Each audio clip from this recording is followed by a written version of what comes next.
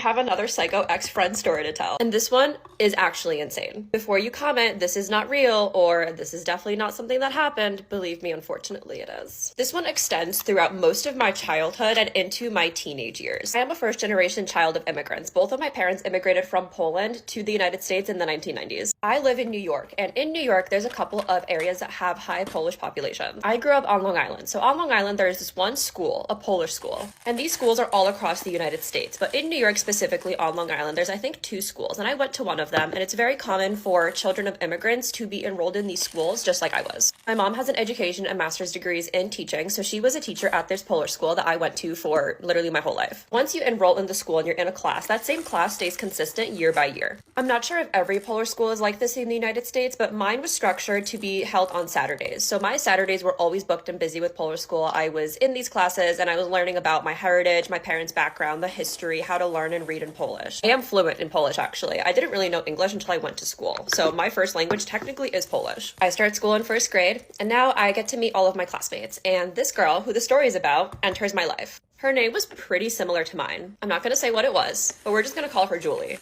Being an immigrant child, especially of a teacher, my mom really instilled it into my head to make sure that I was really good at Polish because it meant a lot to her for me to uphold the tradition. So I was really good in this class, and so was this other girl, Julie. We had a little friend group. Most of the girls usually sat next to each other. The guys would go sit with each other. So this girl was also standing out academically because she was also very strong at Polish and everything else we were learning. My Polish school and also other Polish schools in the area would hold competitions and contests, and sometimes there were scholarship awards, and sometimes there was other things like that that you can compete for and win. My mom would make sure that I was enrolled and I was doing every single one of these competitions, and so was Julie. Her parents were pretty much on that too. I'm not sure if this has anything to do with Julie's behavior, but she's an only child and I have a younger brother. I really do think that like only child syndrome is very much evident in children that are raised to be very much like the center of attention. Julie's parents literally raised her on the idea that she is the most important person in the world, and if anybody else stumbles to take you off of your pedestal, they need to be eliminated. These contests and little award ceremonies that the Polish schools were having was something that I was very familiar with, and I would usually win pretty big awards. Typically, me and Julie were neck and neck because both of us were really good at what we were doing, and our parents were both making sure that we were enrolled in almost every single competition. So then going from elementary school into middle school, some of these competitions became a little bit more serious, where you can get a lot of money for scholarships, and I was saving up for college, obviously, and so was Julie. Typically, I would write poems, and I would do the writing competitions, and Julie would typically go for the more artistic competitions. I think my absolute favorite one that I ever did was one where my poem was published in a book, a Polish book, and I actually have a copy of it at my hometown. I don't have it here with me, but my poem was published in a book because I won the contest. When something like this would happen and Julie either wasn't enrolled in that competition or she didn't like the attention that I was getting from the other teachers at the Polish school for my recognition,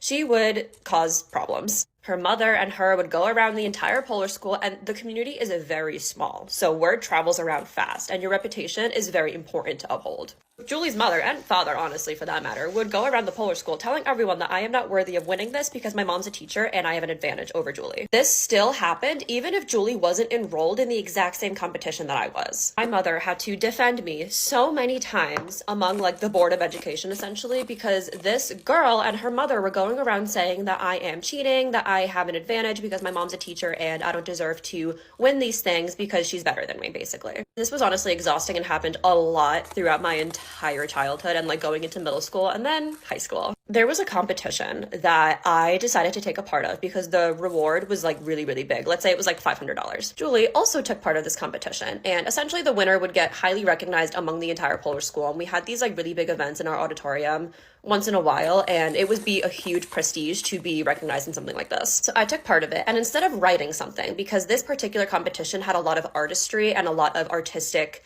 things that you could do. So what I did is I bought mannequin heads and I essentially recreated the old kings of Poland because that's like what the assignment was. Julie didn't do the mannequin heads that I did. She ended up doing something, I think it was like a poster board or something. But anyways, I ended up getting first place and she got second.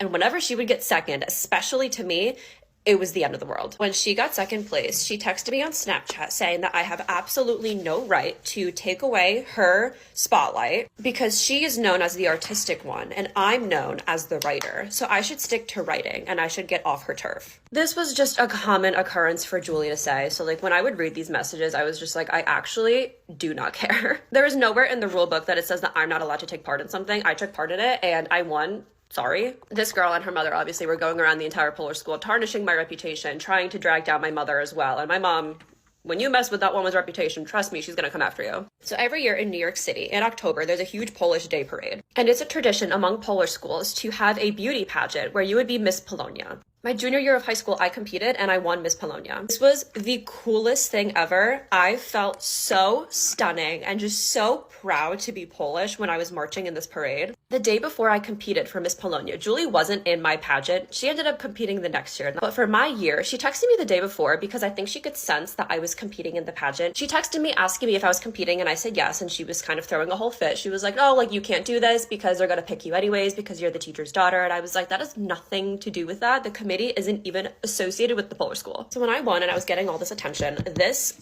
completely set Julie off into like what I call her villain arc. It was a tradition for buses to be sent to my Polish school, and a bunch of people from the school would go and bus over into the city and join this Polish Day parade. So when I was Miss Polonia, I was super excited. I got to like ride on this really cool, I think it was a Porsche, like a Mercedes. My dad rented it out. It was the coolest thing. I am so grateful for this experience. It was awesome. Except every single year we would go, I would go, Julie would go, her family would go. This year, suddenly Julie's not going when I'm Miss Polonia. The jealousy, like truly, I can 110% say that this girl was absolutely crazy jealous of me. And I'm not even saying that to sound cocky or conceited. This girl was, she just could not handle not being on top. But she randomly shows up in the city. I expected her to not be there because she didn't bus over with everyone when we all left the Polish school to get to the city for the parade. She randomly shows up. She's super cold to me. She barely takes a photo with me, but I can tell that there's some like tension there. Next year rolls around and now it's the next Miss Polonia competition and Julie is enrolled in it. She had tarnished my name so badly for the entire year that I was Miss Polonia that the committee had to sit down with her and tell her that if she does not stop crap talking me or my mother, they will take away her title. Newsflash, she actually ended up winning. She was so prepared for this competition. Like you could tell the entire year that I was Miss Polonia, she was preparing probably religiously in order to win so that she can take that throne on top. You know what I mean? Here's the craziest thing that she did. And me and my mom actually consulted with a lawyer and almost got an order of protection against her. Junior year of high school typically, so 11th grade essentially, that is the last year of the Polish school that you can be enrolled in. You take a huge exam, which is equivalent of a New York State Regents exam. So I got this Regents exam credit on my high school transcript. This exam is so difficult to prepare for. It literally took me months to memorize everything because it's such a huge test. Preparing for this exam was no joke. I was so stressed out because this was my junior year of high school. I was dealing with SATs on top of like my Polish school requirement, and I remember studying so hard for this exam. Exam day comes around. We are all lining up to be taken into the exam rooms because this was a verbal and physical exam. I was third in line. Julie was a couple people away, and you would go in the room in threes. And when I was entering the room, Julie cut the entire line just to be in the same room as I was, the same time that I was taking the test. She completely messed up the entire order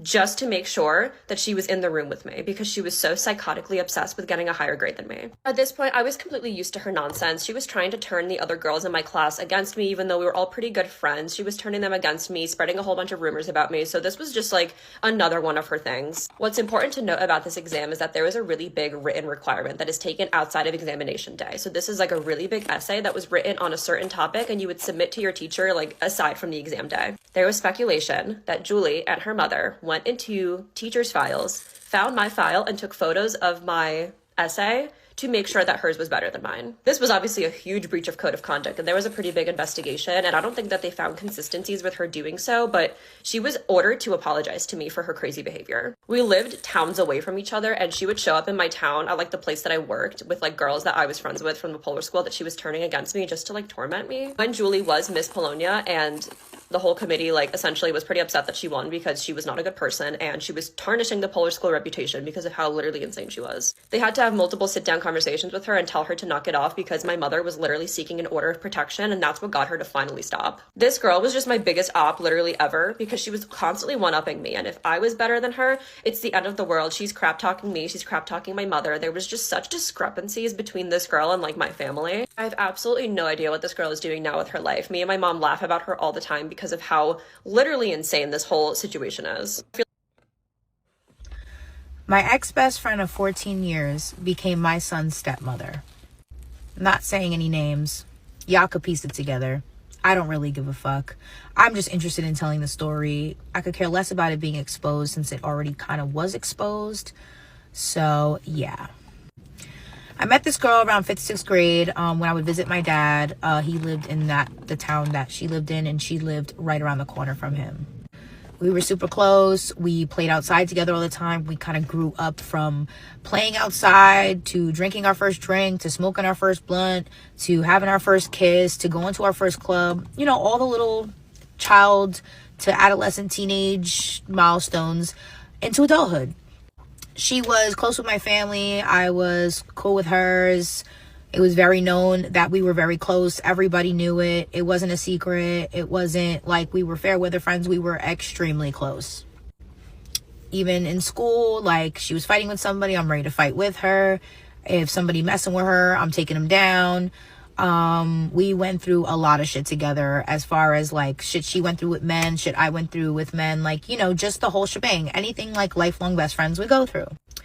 When she became 19, she became pregnant with twins, and she had 2 twins, boys, and it was beautiful. Even though she was young and she was kind of ruining her life, because she claims that the child's father was immature, which I'm sure he was, and I'm sure what she was saying at the time was very accurate.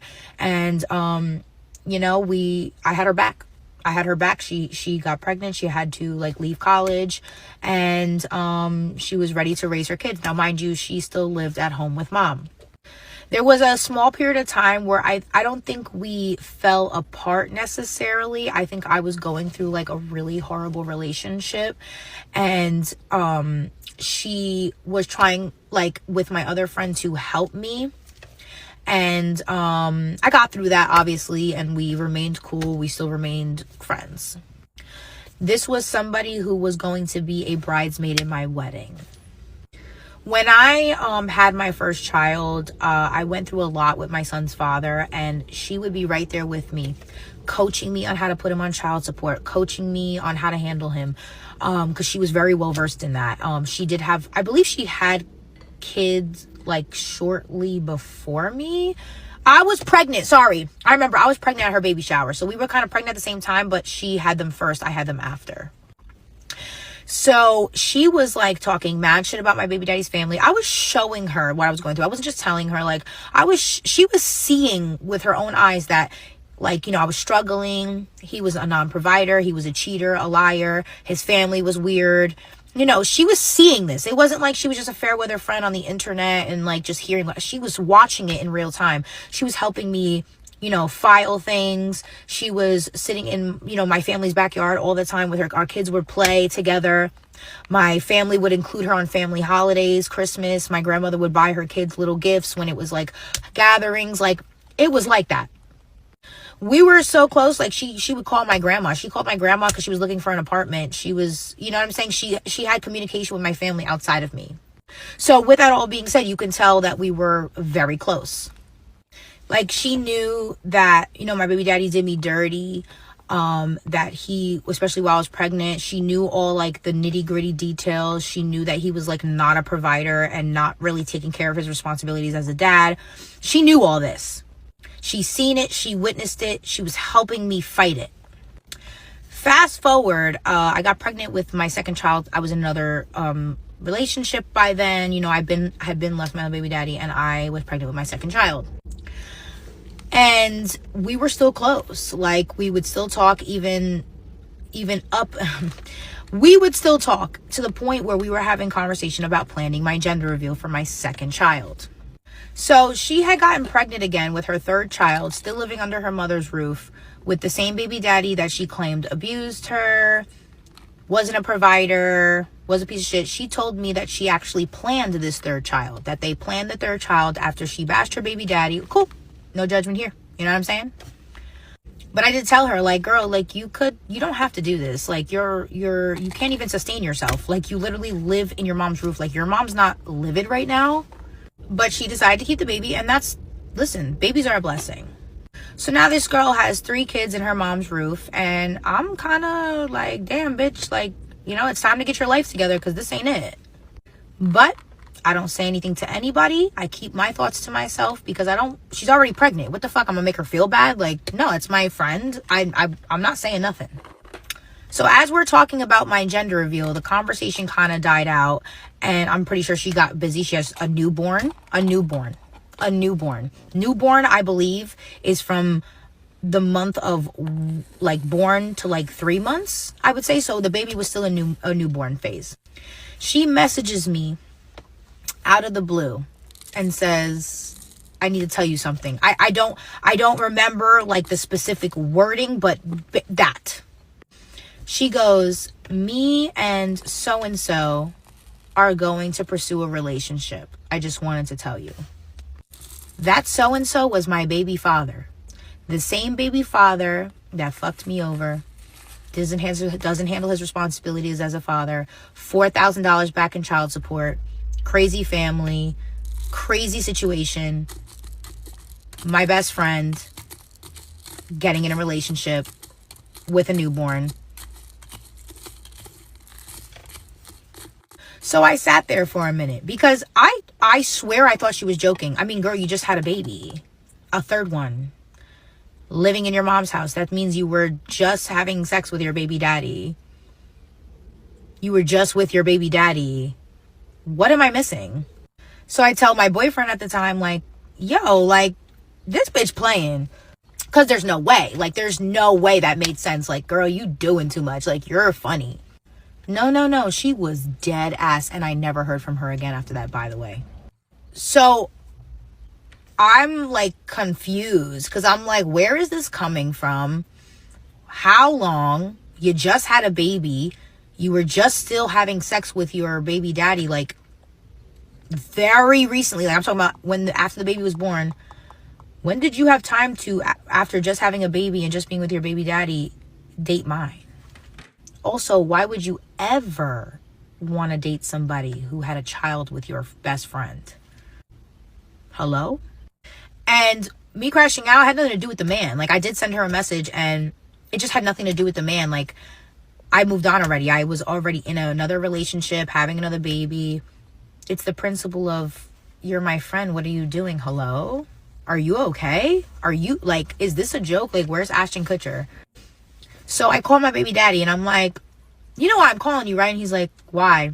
And I go, well, I got a message from my best friend saying this. Is this what's going on? And he goes, yeah. And I'm like, and that makes sense to you? And he's like, well, and I'm like, so if your guy best friend decided to start having a relationship with me, that would make sense. He goes, well, if that happened to me, I wouldn't be friends with that person. So it's not a red flag to you that your baby mama's best friend wants to be with you and you don't see that as a red flag as a person. Like fuck what she did to me or how it affected me in her relationship. You don't see her as being a grimy person in general. If you're saying you wouldn't be friends with somebody that does that, then what makes you want to date somebody who does that? But I digress because, okay, that's what y'all choose. Whatever. Y'all are both weird as fuck. And this whole situation is weird. Everything he ever said about me negative, that made me a horrible person and a horrible mother, which never been me. But he was so bitter that he curated this whole narrative of me when, whatever. Everything he ever said about me that was negative applies to her, like in her behavior. But yet it's excusable for her to do it and for her to be like that. But when I did it, I was a bad mom. I was hurt. I was fucking hurt and confused. And I was pregnant, so obviously my hormones. So my baby daddy's sister-in-law, which also happens to be one of my old best friends who started dating and ended up marrying his twin brother, but we're going to clock that tea another time. She told me that it was my hormones making me act that way, that I shouldn't overreact. And, oh, girl, what? You see how I'm constantly gaslit? Like, I can't make this shit up. So the sister-in-law's on the phone with me. She is making me seem like I am nuts. Like this is not abnormal. Like, she made a comment that it's like, oh, you can't, people can't control like who they like you can't control what people do. I can absolutely control not falling in love and fucking with my friends, exes, baby daddies. Definitely have control over that. That was definitely a choice. But she gaslit me so hard, made it seem like, oh, like you're just hormonal. Girl, even if I didn't have a baby, this would be like, this is just not normal. Like I asked her, I asked sister-in-law, like, if your best friend did this to you, oh, I would be her. What is wrong with you people? Like, am I crazy? Maybe I'm crazy. Maybe I'm seeing stuff that other people aren't seeing.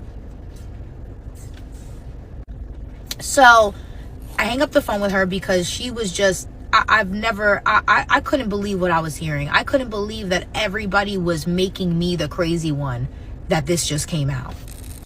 So I left that alone with her because I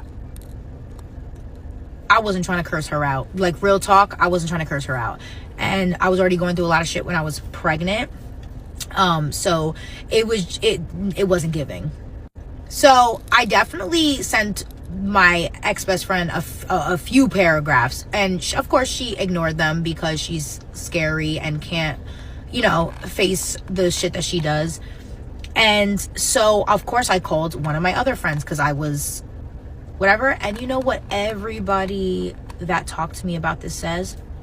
You're surprised? Yeah, what do you mean? Of course I'm surprised. What? Like, this is not left field? And everybody that I talked to from our school said, the fact that you're surprised and you didn't see that obviously she would have done this to you, she's been grimy. How do you not see that? Do you guys not see a pattern in how I am constantly allowing grimy people in my life and not seeing, like, having no discernment, no judgment, like, not seeing it? Now you can see, like, I was not picking friends right, obviously. Like, I was not doing well at that. So then people started pointing out, like, all the fucked up shit she would do. And I'm like, well, yeah, like, I'm starting to really think about it. Like, well, damn, yeah, that's fucked up. Or, yeah, and people started coming forward with their stories and their experience with her. And I'm like, now to think of it, like, yeah, that didn't make sense. Like, yeah, Like, yeah. Like, then you start realizing, like, holy shit, bitch been, like, a grimy bitch. And then I started to realize, like, oh my God, like, how did I not see it? You know what's even crazier? The 4th of July prior, my baby daddy and I were maybe possibly working on reconciling. That shit lasted a week because I realized he was still, like, an immature non-provider. But we went, while she was pregnant with her 3rd child, we went together to her 4th of July barbecue. And she was with her baby daddy and I was with mine. And now everybody's making me think, how long was this going on?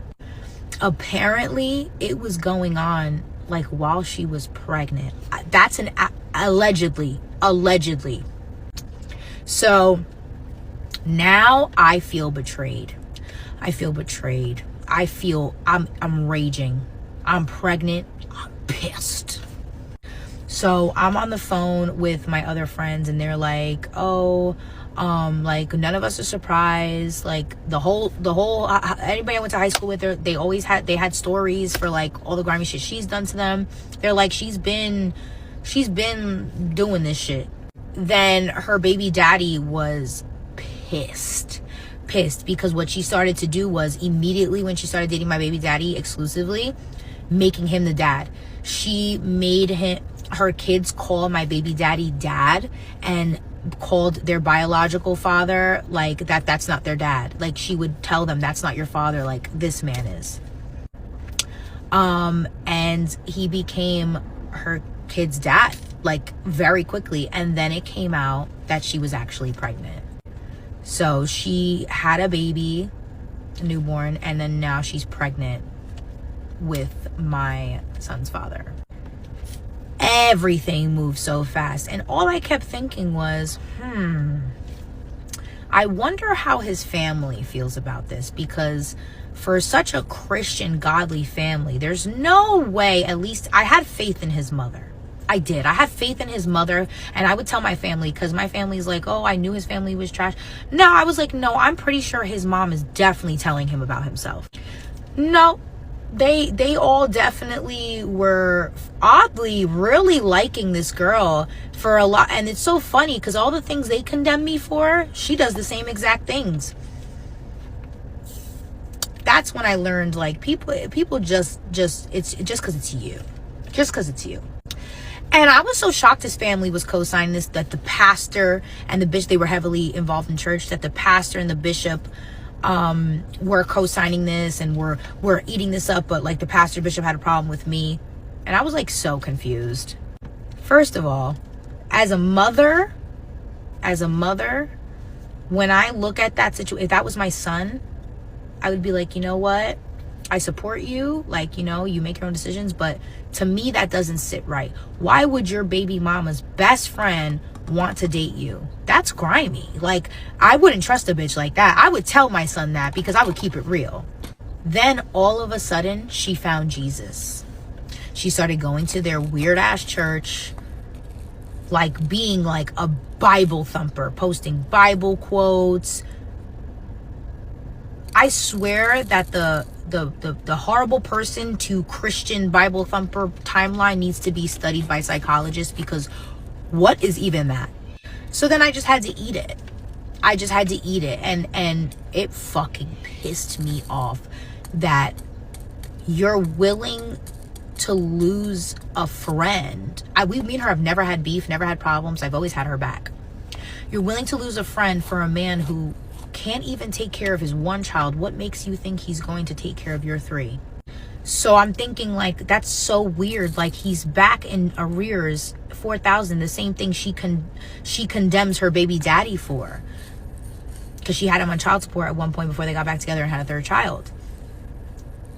He's not taking care of his responsibilities. He's not a provider. Everything that you're bashing your baby daddy for, why do you want my deadbeat baby daddy? Why do you want my broke baby daddy? I'm not understanding. And people were like, she wanted your life. And I'm like, why would you want my life? My life with him sucked. He's a fucking loser. He's a fucking pathological liar. He's a cheater. He's a bum. He's dirty. Like, the fuck? My life was ass with him. I didn't have a good life with him. What gave? She saw everything I went through. What gave I had a good life with him? What does she think? He's gonna get with her and become this mega millionaire and become this great father and this great man? Girl. Now, mind you, a lot happened in between. A lot happened after that. Like, a lot of crazy shit happened. But I want to save that series of events for another story time, because it's more serious story time.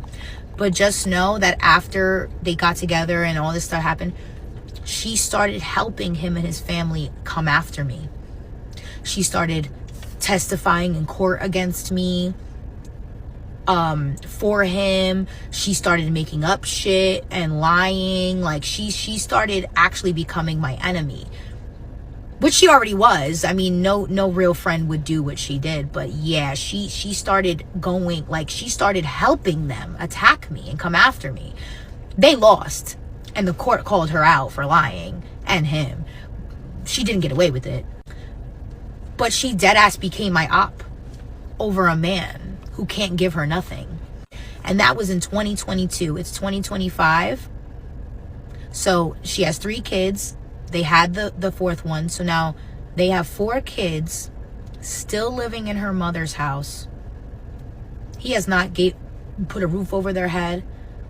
He has not done anything substantial to provide for her. He actually owes me $11,000 that's on his arrears. He can barely pay his full child support. My son asked him for $10. He said he couldn't give it. He coaches her son's wrestling team. Never been involved. He doesn't even know our son's teacher's name. Am I in the wrong for naming my son after me after his dad ghosted me in the hospital and tried to use me for a green card? I dated a Nigerian man for 6 months before finding out I was pregnant in January 22. The relationship fell apart quick. Cultural differences, emotional abuse, all of it. I decided early on I'd be a mom with or without him. Pregnancy was rough. Depression meds, weight loss, mentally drained. Fast forward to September, I gave birth. Out of desperation and postpartum emotions, I reached out offering a DNA test and told him that he could even name the baby. No response, calls, texts, voicemails, nothing. After 3 days in the hospital, I named my son myself. I still gave him one name his dad mentioned, but used my last name. Didn't know if the dude was ever coming back, and I wasn't naming my baby after a ghost. 3 months later, he shows up, gets the DNA test, we reconcile briefly. His work visa expires, and he convinces me to marry him, claiming it'll extend his visa so he can provide for us. Promised couples therapy, family vacations, all the good stuff. What he didn't say was that I'd be applying for his citizenship. I felt played, like I'd been set up to get him a green card and possibly take my baby. I spiraled, got therapy, we broke up. Yes, I was wild too, don't ask. The answer is probably yes. I moved back in with my mom, kept things cordial, sent him pics of the baby, nothing major. Then, on my son's first birthday, September 23, I got served with a protective order out of nowhere. Shook me, not gonna lie. No contact for months. He misses both birthdays, but he sends $400 a month. Cool. I was prepared to be a single mom. Here's the issue. Now, 2025, he's demanding I change my son's name and middle name to his tribal names. Claims it's about some inheritance in Nigeria. I told him that I'd think about it if he could consistently show up for his son. Said this back in November 2024. He just popped up last weekend after months and is still making demands. Am I in the wrong for telling him no? My son's got my name. I wanted to be petty during my stepsister's wedding, but karma got her and my family bad. When I, 29 female, was little, like 7 years old, my dad cheated on my mother with my stepmom, Karen. After her divorce, my mom moved away and got married again. I was always under the impression that my mother abandoned me, and that's what my dad told me too. Karen had a daughter at the time who was 5, Mia. Mia and I were kind of close growing up, but when we both hit puberty, our personalities changed and we were different. Mia was a typical girly girl. She developed beautifully. She was basically like Casey from Euphoria. She would get all the attention. Even my relatives preferred her over me. I was basically a nerd. I was interested in sports, but I was told that I do not look bad, and I am very attractive and pretty in my own way. But I was overshadowed by Mia. My dad was someone who was an opportunist. Whenever he would see an opportunity for him to shine, he would take it, even if it meant sidelining his own daughter. He saw that Mia got more attention than me, so he invested everything on her. I was kind of jealous, not gonna lie. But I wasn't really that bothered because I believed if I did something good, I would be appreciated. So I studied hard and got into a prestigious university. That was the only time my father threw me a party because I was the first in my family to do it. But Mia was jealous of it. So anyways, during my last year of high school, I started dating Tim. He proposed to me when we were sophomores in college, but we decided to wait till our graduation. So one day during our semester break, I went to his home and I saw him fucking Mia. I was shocked to say the least. I remember I was crying and screaming at him. I could never forget the smirk on Mia's face. That's when I knew Mia was a bitch. So my dad and my stepmom knew about it, and guess what? My dad told me to forgive them. His logic was, quote, Tim fell out of love with me, so he fell in love with your sister. You should give them your blessing instead of being petty. I shouted back that, of course you would say that because you cheated on mom. My dad and me had a screaming match. He told me he would disown me if I did not accept them and come to their wedding. I remember that I stormed off and I cried for like days. That's the moment I realized I was alone. My dad didn't care if I was dead or alive, but thank God I had friends who I could count on. I started therapy after a friend of mine pushed me to do it. It did help a bit, but in my mind I wanted some revenge. I wanted to be petty and make her regret. I started thinking what I could do. My initial plan was to wear white on her wedding day, but then I ran into Mia's ex, Jay. Jay and Mia have been one of those couples who are on again, off again. Mia exploited Jay a lot. The last time they broke up was when Jay caught Mia flirting with one of his friends, but there was a lot of history. So when Jay learned about Mia and Tim, he was a little angry. He kept saying he wishes he could just take revenge on all the times Mia had done him wrong. So I had another plan. I asked him to be my +1 at her wedding. I know Mia still has feelings for Jay. It would piss her off. But we agreed that after that we would part ways. So when the wedding came, I was not in the wedding party. My dad was cordial with me because I wasn't creating trouble. So I went to her wedding with Jay, and I was wearing a bright red dress because I read that red means you slept with the groom. It was also over the top. I might have made some heads turn. When Mia saw me with Jay, her face turned pale. I was purposely being very touchy with Jay, like whispering in his ear, touching his shoulder, dancing with him very closely. I swear Mia was just as red as my dress. I was also asked to give a speech. I kept it short, quote, Thank God I do not have more sisters, otherwise Tim would have swapped Mia with one of them. You know, he has a fetish for fucking his fiance's sisters behind her back. Me and Jay were asked to leave. The next day, I was bombarded with messages and phone calls. I didn't pick any of them up. As for Jay, he stuck to our deal and I never saw him again. After the wedding incident, I decided I should find my mom because something in me was telling me that she didn't abandon me. It wasn't hard to find her. I found her on Facebook and we started chatting. She is married and has 2 boys, my half-brothers. I got the real story from her. She didn't abandon me. My father won the custody case. He used my mom's past substance abuse to take away her visitation rights too. We reconciled, and for the first time in my life, I felt welcomed. I also met my stepfather and my 2 brothers. They are amazing people. Since then, I would regularly meet them. 2 years after the wedding incident, I met a guy, Andy. We met during an alumni program in our college. He also went to our college, but he was 5 years older. We had a lot in common. He was kind, sweet, and very mature. He knows about my past and has been really supportive. He was better than Tim in every way. He was charming and had a really higher position in his job. After 2 years, my sister contacted me out of the blue and told me she was pregnant as she now wants to bury the hatchet. I was very reluctant. I was afraid that she would try to steal Andy away from me as well. But Andy reassured me that he is not that weak. Honestly, I did want to meet my dad again, so I gave it a shot anyways. I went to dinner with Andy, and to my surprise, Tim recognized him. It was later revealed to me that Andy was basically Tim's boss. This is a fact I didn't know. My dad and stepmom brought me to the corner and said that my relationship with Andy is unacceptable because I am trying to hurt my sister by dating Tim's boss. I told them to fuck off. My love life is none of their business. The dinner went sour. After that, I got a drunken call from Tim that he is very unhappy with my sister and that he actually wants to escape. He never knew what he lost until he saw me with Andy. I ignored him totally. Then the phone calls didn't stop. First, it was my dad telling me that dating Andy is causing tension between my sister and Tim. I told him their marital life is none of my business. I got a call from my stepsister who asked if she could come to my house and talk. I told her after the dinner party I want nothing to do with any of them. That bitch didn't listen. Instead, she went to Andy's office to convince him to talk to me. Of course, Tim saw this and accused her of trying to seduce Andy like she seduced him. Long story short, Andy had to fire Tim for his misbehavior. This caused even more tension. Tim became verbally abusive towards Mia and said his life was ruined because of her. They separated. Tim is trying to figure out how he can handle the divorce proceedings. After the Tim and Mia drama, my dad suddenly showed up in my apartment. He was bawling his eyes out that he caught Karen sleeping with his male cousin. He was devastated. So I told him what he told me when Tim cheated on me. Karen fell out of love with you, so she fell in love with your cousin. You should give them your blessing instead of being petty. My dad was confused. I further told him, well, you taught me this, remember? When I was sad about Tim cheating on me with Mia, you told me to forgive them. My father's face was rotten, to say the least. Now I have 2 family members who are going through a divorce. Tim and Mia tried to reconcile, but eventually they settled for divorce. My dad did apologize to me for what he did to me and my mom. I told him that he deserved what's coming for him and that I have no feelings left for him, not even pity. If the time ever comes, I might forgive him, but I don't want him anymore. He will not be walking me down the aisle. Andy and I recently engaged. We are having a small ceremony with just close friends and family. I was only planning for a petty revenge, but karma got them better. I guess it is what they deserve for being such shitty people. I know this sounds like a work of fiction, but it's not. Real life is stranger than fiction. I might update if something big happens, but right now I am busy with wedding planning.